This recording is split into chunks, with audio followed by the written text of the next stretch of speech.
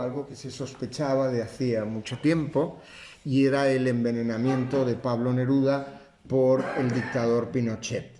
Se sospechaba que esa enfermedad que se decía, ese cáncer que sufría Pablo Neruda, había sido la causa primera, la causa de su muerte, pero realmente uno de los tertulianos me escribió y me dijo: se tendría que cambiar el título de la tertulia y decir llums i ombres en la vida del poeta Pablo Neruda en el 50 aniversari del seu assassinat.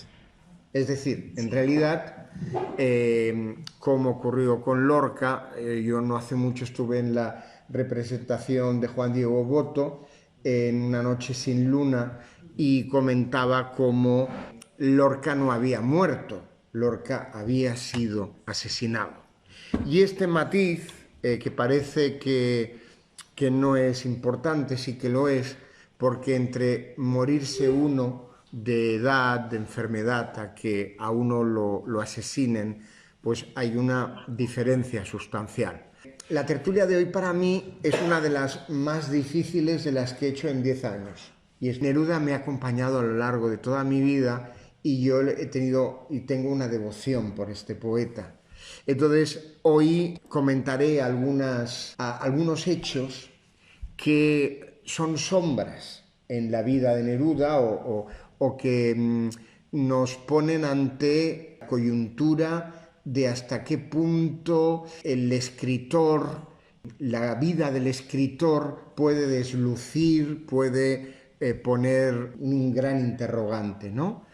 Esto había ocurrido con otros grandes escritores, Vargas Llosa, Borges, muchísimos otros, que hemos tenido en algunos momentos, pues a pesar de la gran admiración que podíamos sentir por ellos, pues una duda, un recelo, ¿no? Yo quiero matizar que las informaciones y los comentarios que haré en esta tertulia, que recibe el nombre de Ética y Poesía, que cumplió en el 2022 los 10 años de tertulias en el Ateneo, no quiero que se conviertan como en una tertulia de folletín, una tertulia de telenovela, de explicar las aventuras amorosas, las historias que pudo tener Pablo Neruda, porque ese no es el sentido de Ética y Poesía. Quiero dejarlo claro. Pero antes de empezar con la tertulia y con lo que tengo preparados, para los que no conocéis esta tertulia y venís por primera vez, muy bienvenidos, me encanta ver caras nuevas.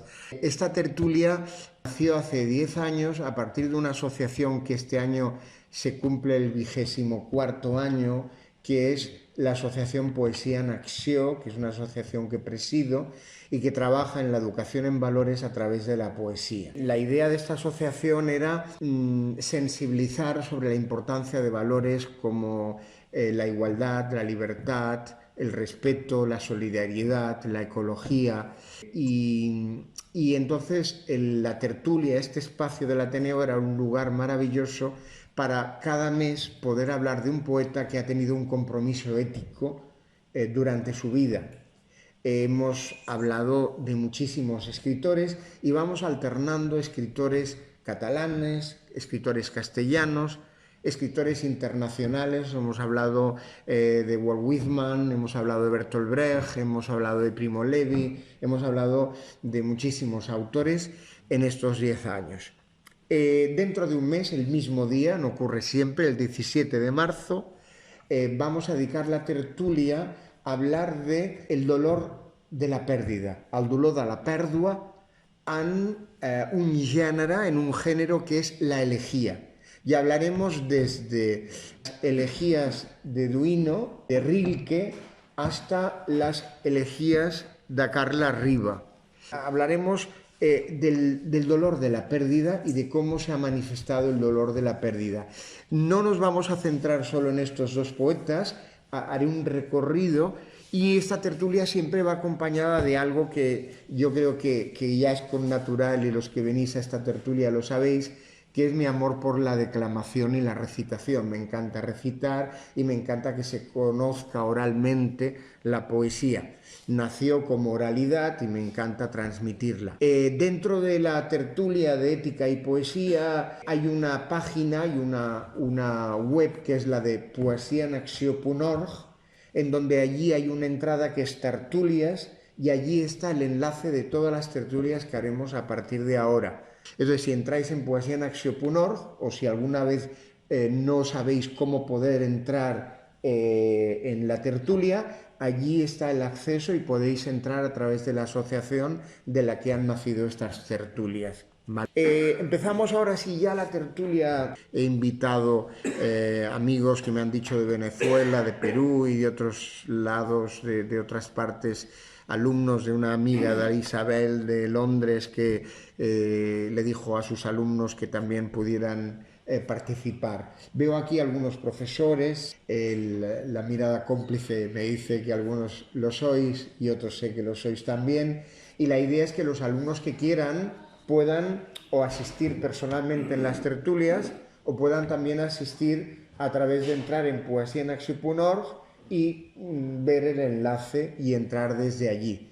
Esto creo que es interesante porque cuando decía Fernando Pessoa que nada existe, todo coexiste, nada existe por sí solo. Por tanto, hoy cuando hable de Pablo Neruda, hablaré de algunos poetas que formaron parte de las luces de su vida. La última sombra es con la que hemos iniciado la tertulia de hoy, que fue su asesinato. Se envenena a Pablo Neruda y morirá al cabo de muy poco después. Cuando llega el funeral, el ejército está tomando las calles, el ejército de Pinochet está tomando las calles, hay represalias contra muchos de los que asisten, son depurados y por tanto asistir al cortejo fúnebre supone arriesgar la propia vida. Y algunos quieren tributar la amistad al poeta que en su canto general había hecho lo que había hecho Walt Whitman con Hojas de hierba. Había querido hacer un homenaje a las tierras andinas, a las tierras de América. Había querido criticar los terribles asaltos de aquellos que con Colón, etcétera, pues arrasaron las tierras de Hispanoamérica.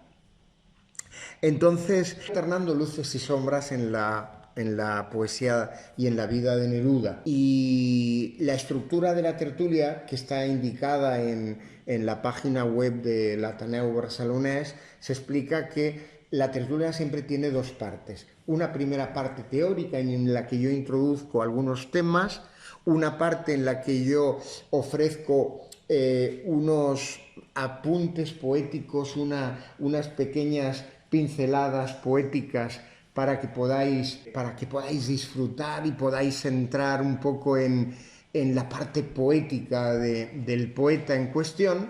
Y después de esta parte introductoria, de esta primera parte, dejo unos minutos, os paso el micro y entonces la idea es que como sois muchos y muchos de vosotros además sabíais de hace tiempo cuál era el título de la tertulia, pues podamos empezar el debate después en esta primera parte. Después viene la segunda parte y las dos partes las suelo hacer con orden cronológico. Empiezo con el Neruda de 16 años que aún se llama Neftalí Reyes, Ricardo Eliezer Neftalí Reyes Basalto, el que todavía no se llama Pablo Neruda. Y empezaré hablando cronológicamente hasta que lleguemos a la última parte de la vida de Pablo Neruda, en donde están algunos de los sonetos que yo más he recitado y que más me gustan y que más me estremecen, que suelen irse alternando con estas tertulias. La próxima será el día 4 de marzo, si no me equivoco, y como está muy próxima al día 8, la vamos a dedicar a la igualdad y la libertad en la poesía. Y vamos a dar una especial relevancia al espacio de las mujeres. Algunas de ellas, como María Marcé Marçal, que tienen algunos de sus poemas, han convertido casi en himno, ¿no? En himno de la liberación y del derecho de las mujeres. Pero empecemos con ese joven Ricardo Eliezer Neftalí Reyes, que sorprende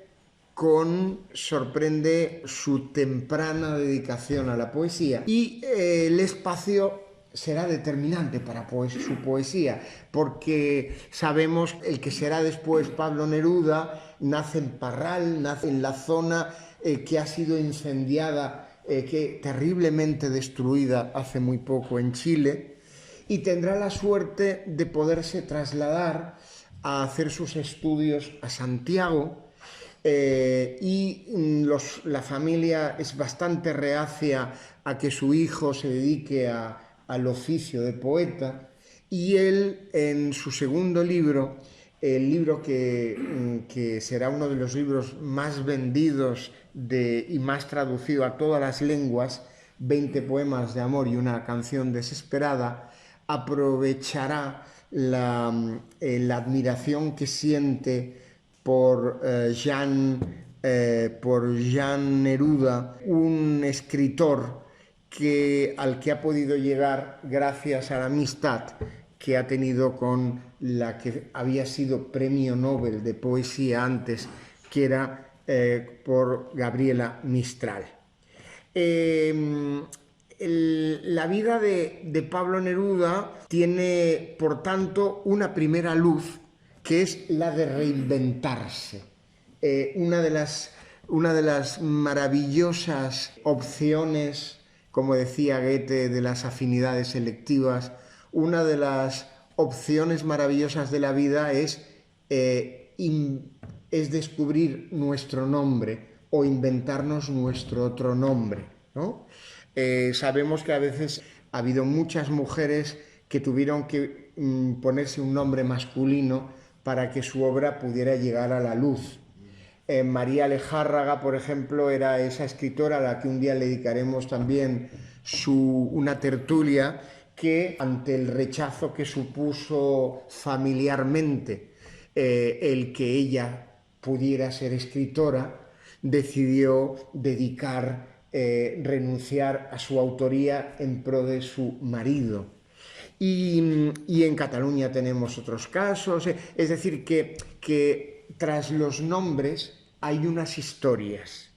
Yo no me detendré ahora, porque no es el tema del porqué de Neruda, hay otras versiones, no voy a detenerme en esto, pero sí me detengo en algo importante, y es que Neruda escribe en 1924, cuando solo cuenta 19-20 años, uno de los libros que desde un modernismo y desde una plenitud romántica de la naturaleza, pues descollará y realmente será uno de los libros en donde ya se ve la fuerza telúrica y la influencia del gran Whitman en su propia poesía. Una de las grandes pasiones que tuvo Neruda, que se unía al amor y que a veces se oponía al mismo amor, que era su afán de ser libre. Yo recuerdo uno de sus poemas, que creo que se publica en 1958, que se utilizó en libros sobre pájaros, que era un poema del que yo siempre recito los primeros versos, que él hacía como una autodescripción, una pequeña autobiografía, y que decía: yo, popular, provinciano, pajarero, fui por el mundo buscando la vida. Pájaro a pájaro recorrí la tierra, reconocí donde habitaba el fuego, la precipitación de la energía, y mi desinterés quedó premiado porque, aunque nadie me pagó por ello, recibí aquellas alas en el alma y la inmovilidad no me detuvo. Esta ansia de viaje, de descubrir el mundo, de llevarse consigo todas las posibles experiencias,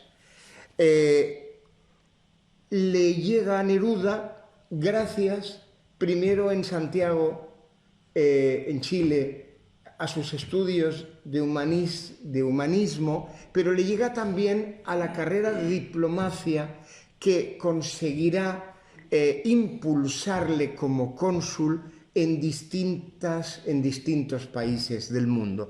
Hay muchas anécdotas y él, en Confieso que he vivido, confiesa todas sus experiencias. Algunas de esas confesiones le llevaron, quisieran prohibir que que el aeropuerto de Santiago de Chile pudiera recibir el nombre de Pablo Neruda.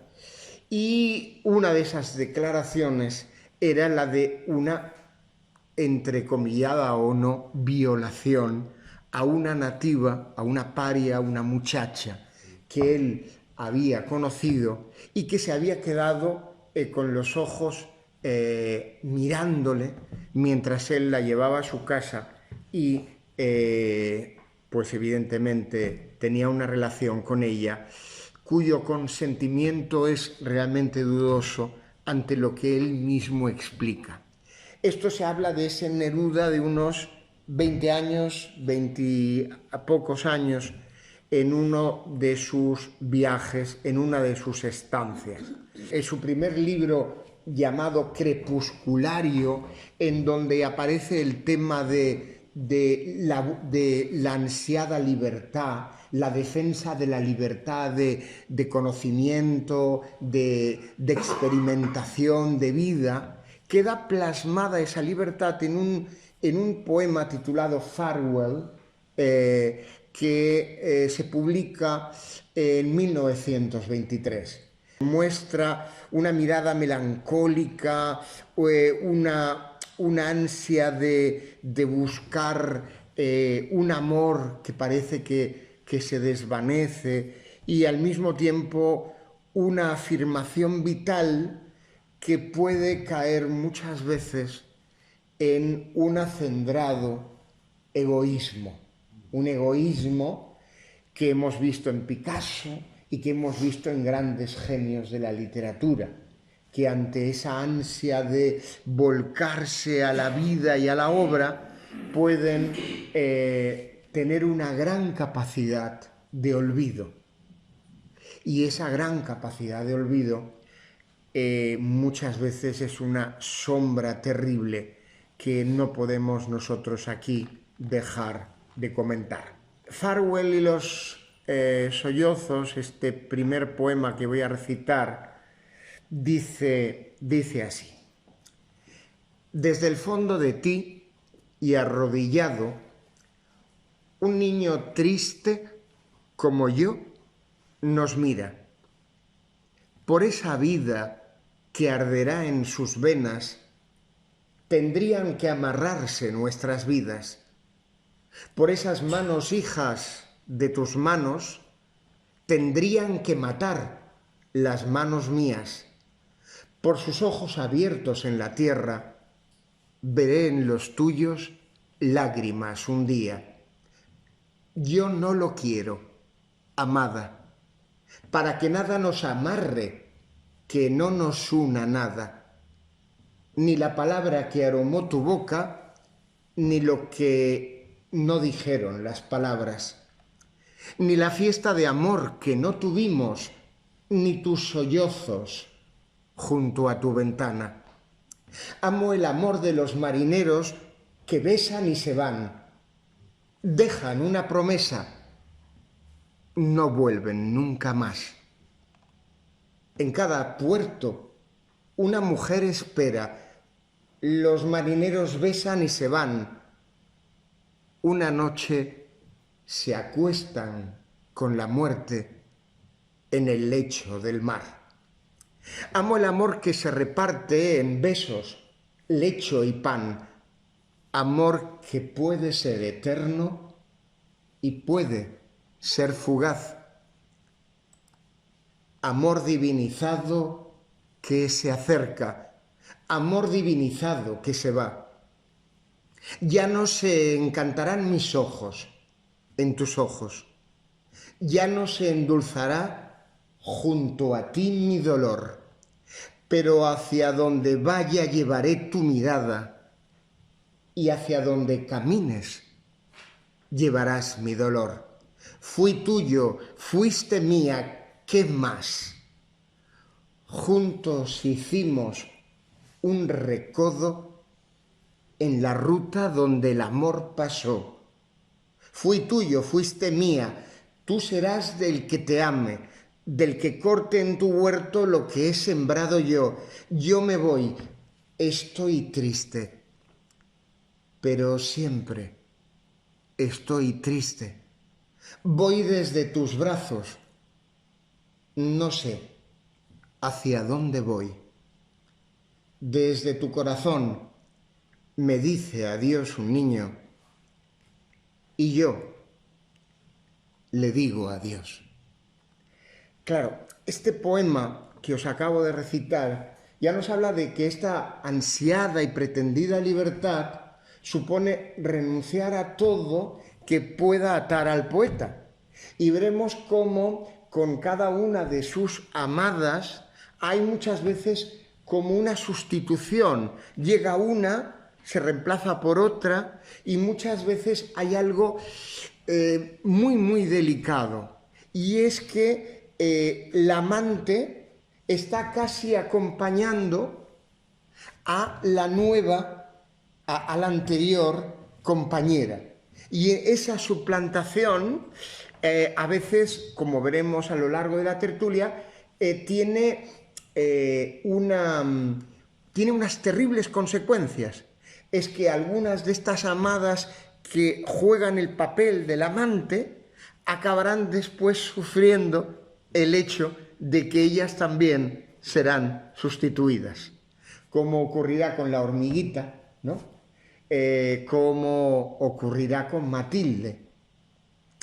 Me iré refiriendo a todo ello. Este poema que os acabo de recitar forma parte de Crepusculario, con esos aires vagos, románticos, melancólicos, que forman parte de su primer libro. Pero si damos un salto y llegamos a los 100 sonetos de amor dedicados a su última amada oficial, Matilde Urrutia, al final consiguieron, como ocurrió con Beatrice di Portinari y con Dante, que sus cenizas estuvieran juntas, que sus cuerpos estuvieran juntos, pues al final consiguieron poder enterrar a Matilde con Pablo Neruda. Hay un soneto, lo que calificó Pablo Neruda a los mal llamados sonetos. No he traído el libro publicado en Seixbarral, he traído sí los versos del Capitán, al cual después me referiré, que se publicaron en El Bardo, y que se publicaron de forma anónima, estos poemas, porque la protagonista, la reina, era Matilde Urrutia, y por sensibilidad Adelia del Carril, a la hormiguita, pues quiso no poner su nombre al principio de estos poemas. Pero hablaremos de ello. Quería recitaros un soneto de estos mal llamados sonetos, porque no siguen la métrica propia del soneto, de 2 cuartetos, de 2 tercetos, tienen solo la forma, pero no tienen ni la rima, ni son endecasílabos, etc. Entonces, hay un soneto que os quiero recitar y que nos habla de las contradicciones del amor. Nos habla de que cuando amamos, no amamos siempre. A veces amamos y a veces amamos y odiamos, o amamos en algunos momentos y en otros nos sentimos alejados, terriblemente alejados. Y él explica todo eso desde un tono dialógico, desde ese mismo tono de diálogo con la amada, que Pedro Salinas había utilizado en La voz a ti de vida, en Razón de amor, en la trilogía amorosa, el diálogo con la amada, en donde la amada, en realidad está hablando a la amada y en ese diálogo con la amada él confiesa ese guadiana del amor que a veces aparece y a veces desaparece.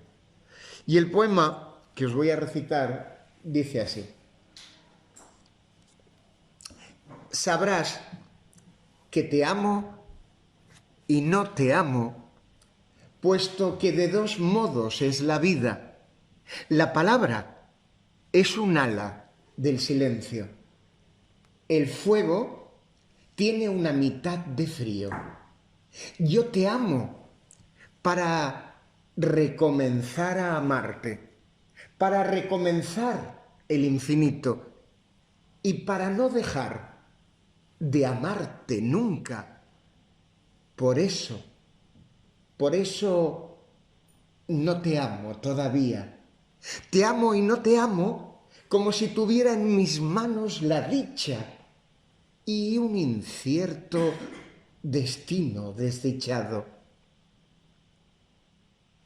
Mi vida tiene dos vidas para amarte. Por eso te amo cuando te amo. Y por eso te amo cuando no te amo. Entonces ese amar cuando no amamos forma parte también del amor. Pero quería dedicar hasta aquí la primera parte de la tertulia que dura aproximadamente hasta las 8:30. La primera pregunta que podríamos hacer es decir, las sombras de la vida de un artista nos alejan del disfrute estético que nos dio ese artista. ¿Podemos hacer esta separación? ¿No podemos hacerla? ¿Cómo vivimos eso? ¿No hubiera sido preferible que no se hubiera contado nada hoy, por ejemplo, ¿no? Para que en nuestro pedestal ideal no se nos caiga la... Estamos en el inicio de la vida de Pablo Neruda.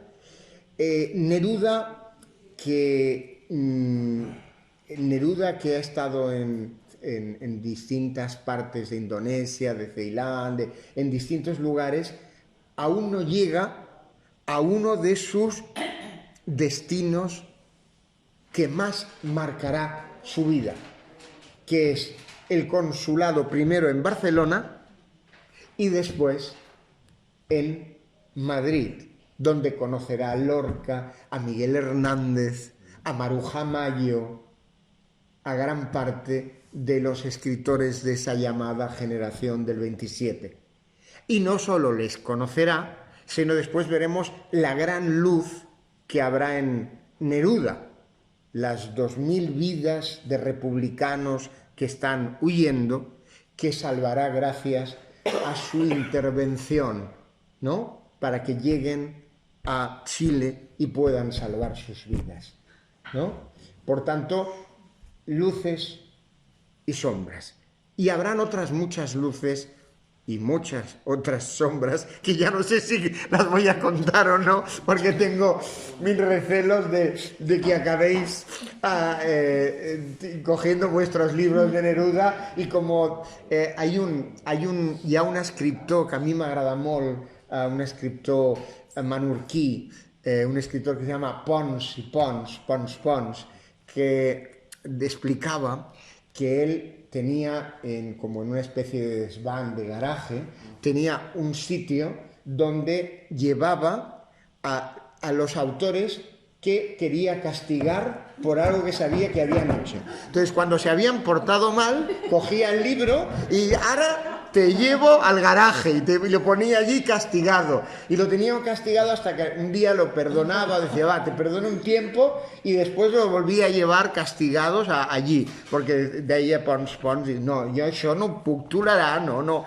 Aleshores, claro, entonces, bueno, igual alguno de estos libros tenemos que llevar un tiempo al garaje o al desván o donde sea, ¿no?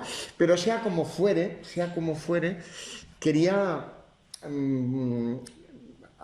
a partir del micro meravellós que tenim aquí, avui com se sent ara, doncs passar el micro, a part sé que aquí hi ha nerudians i persones que els agrada molt, que os gusta mucho Pablo Neruda o que ha sido un autor importante.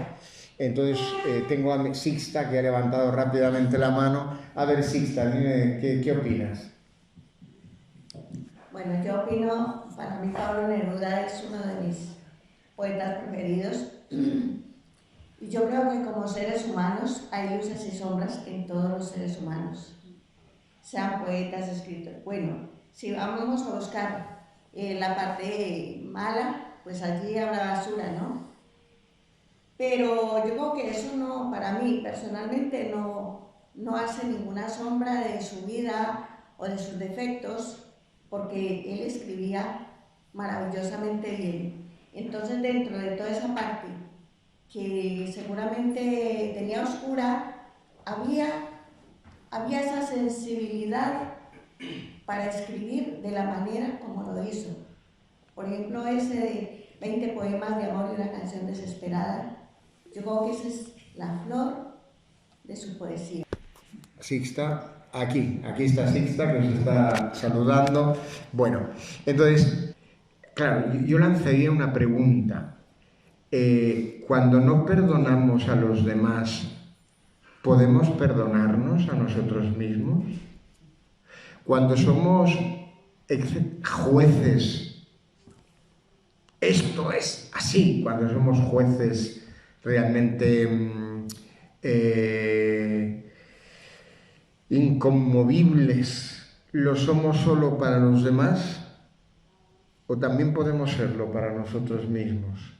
Sin que eso sea, evidentemente, ni sirva de ápice para no hablar de lo criticable, de las sombras, que cuidado, ahora vendrán otras que agarraos, o sea, que vienen curvas. Esto es solo el aperitivo, o sea, ahora vendrán otras cosillas que comentaré en la segunda parte.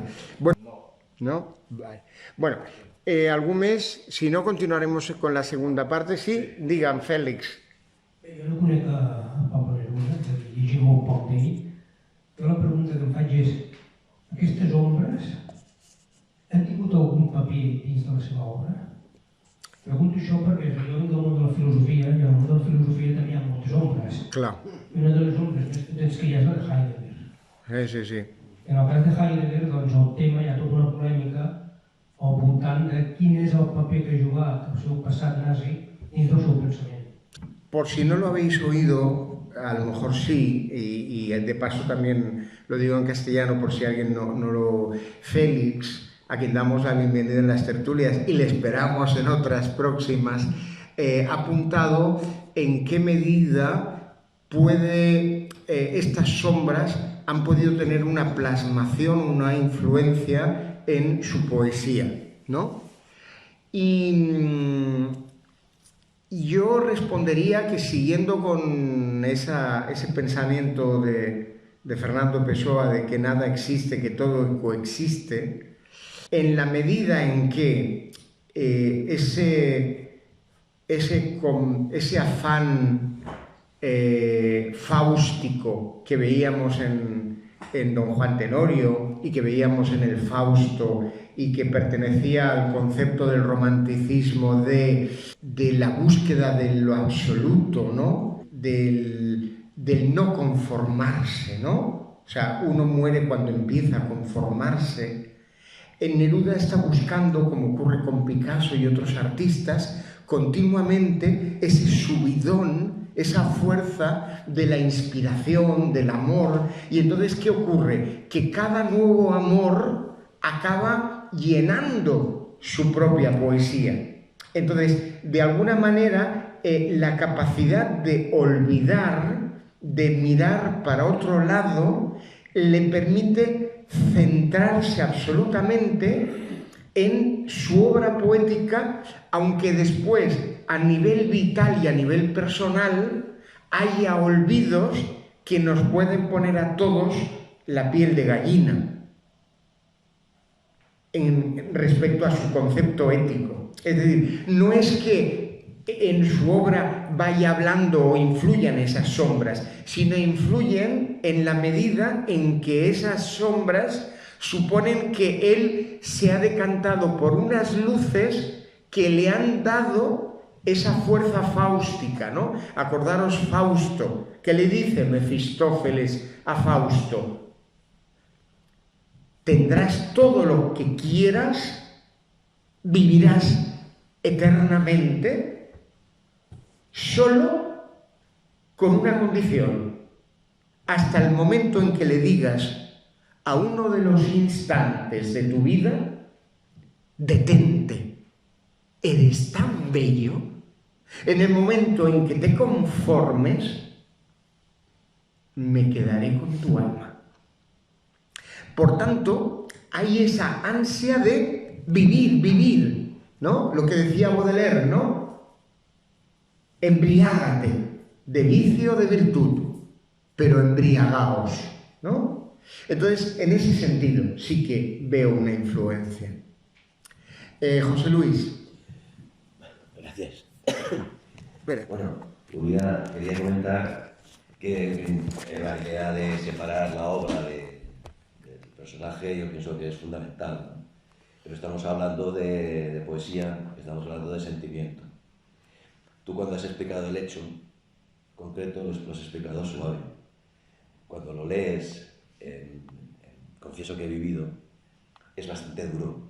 Yo lo leí bastante joven y cuando tenía idolatrado, en cierta forma, y continúo, pero tenía idolatrado al personaje. Y tengo que reconocer que a pesar de querer separar una cosa de la otra, no siempre lo consigo, ¿no? Incluso, pero también es paradójico, porque cuando coges otros autores, por ejemplo, no sé, estaba pensando y comparando con Polanski, que también tiene una historia bastante mala, por decirlo de alguna manera. Cuando yo veo sus películas no me acuerdo para nada, en absoluto, de todos esos hechos, y no me preocupa y no me influye. Y sin embargo en Neruda sí, y con lo que vas a explicar después, pues también esos olvidos que tiene, ¿no? Yo pienso que son incluso más duros todavía, ¿no? Pero de todas formas, pues el personaje está ahí, su obra está ahí, yo creo que no la podemos apartar, ¿no? muy bien. Sí. Bueno, yo estaría de acuerdo también, ¿no? Que por lo menos tendríamos que ser capaces, ¿no? de poder separar, pero no solo, yo pienso no solo con los artistas, ¿no? Sino que luces y sombras creo que las tenemos todos, ¿no? Entonces, en ese sentido también creo que bueno, lo que quizá deberíamos evitar es idealizar, ¿no? O esa egolatría, que yo creo que eso sí que nos puede llegar a confundir, ¿no?